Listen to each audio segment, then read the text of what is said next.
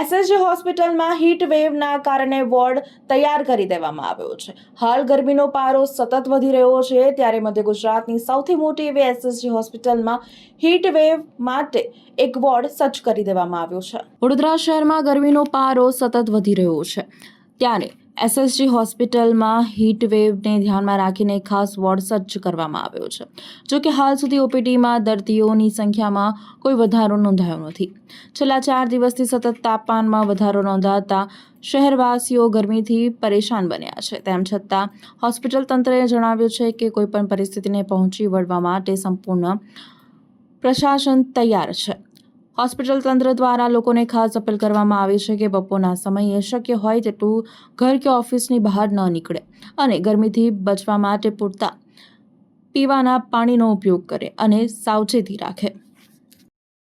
મારે હમણાં જ એચઓડી મેડિસિન જોડે વાત થઈ. છૂટાછવાયા ડાયરિયા વોમિટિંગના કે એવા કેસ આવે છે, પણ એવું નોંધપાત્ર વધારે થયેલ નથી.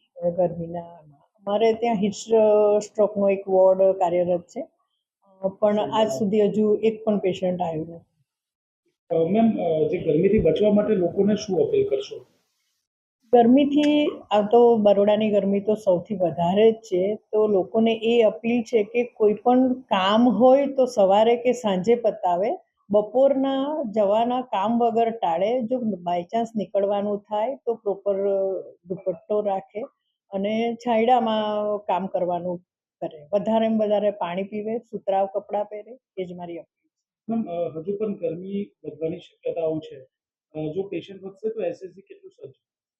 જો પેશન્ટ વધશે તો અમારે તો હીટ સ્ટ્રોકનો વોર્ડ પણ ચાલુ જ છે, અને નોર્મલ જે પણ ડાયરિયા વોમિટિંગ હીટને રિલેટેડ જે પ્રોબ્લેમ થાય છે, ડિહાઇડ્રેશન, એના માટે તો નોર્મલી તમામ વ્યવસ્થા હોય જ છે.